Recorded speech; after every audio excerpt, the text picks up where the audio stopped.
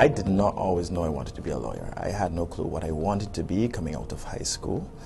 I was not one of those children who mapped out their career path from a very young age. So when I was leaving high school, not knowing what I wanted to be, I just chose the discipline of my parents. So my mother was a journalist, and going into Howard University, where I started my career, for lack of a better word, I chose journalism as a major.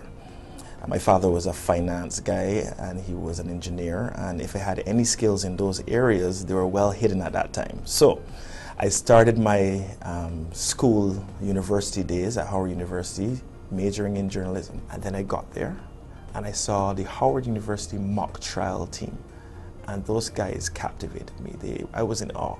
They could command the attention of anybody in a room.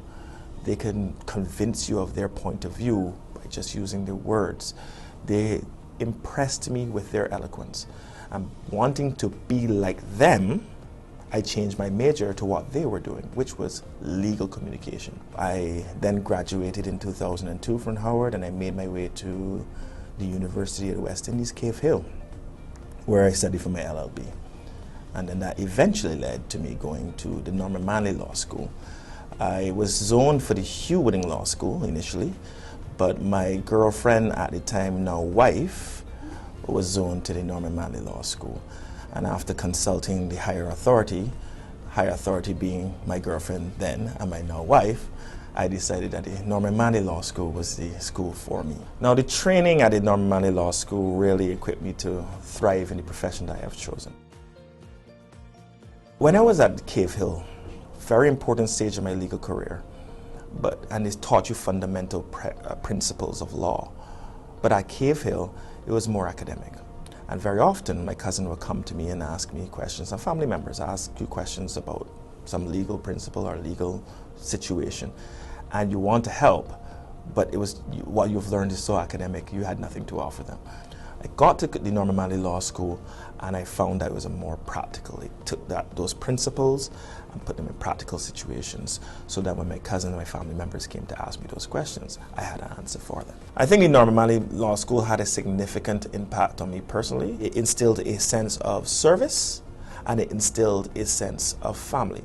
It wasn't unusual for us students at the Norman Manley Law School to help out anytime we were needed for the law school and for the profession generally. We students used to help on various things like the Norman Manley Memorial Lecture. We were ushers. We used to solicit papers for the West Indian Law Journal. It would be unusual for us to give a vote of thanks when a distinguished person came to speak to us or a distinguished event. I had a colleague, Shoshana Wheatle, who put together a committee to make proposals for the amendment of the Defamation Act.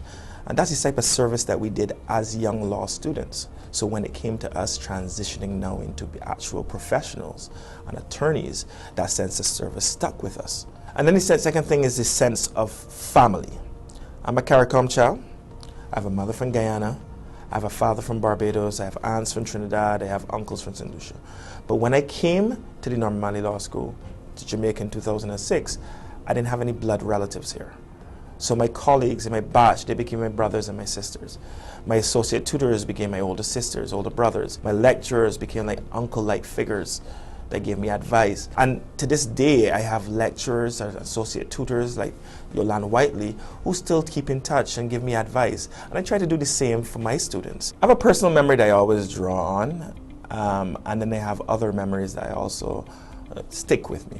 The first one is where I was asked by Dorcas White to give a vote of thanks for the then Chief Justice, Justice Wolf. He came to speak to us as first-year law students, and I was asked to do the vote of thanks, and I, wanted to make the best of it. Got up, gave that vote of thanks, and afterwards the Chief Justice came, shook my hand, and says, "That was one of the best speeches I've heard." And I remember thinking to myself, I made it. I didn't really make it, but I thought to myself, I made it. Chief Justice have commended me on a speech I have given.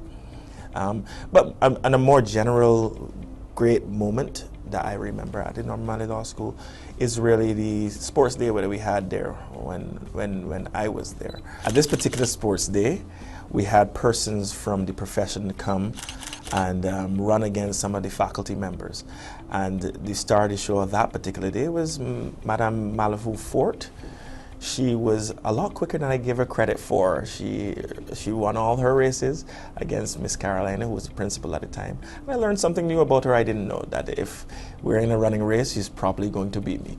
I think it's very important that we contribute to the law school and continue to do so. And I think when we do that, we ensure that our profession is a stronger profession, and the image of our profession is a lot better than sometimes it seems to be.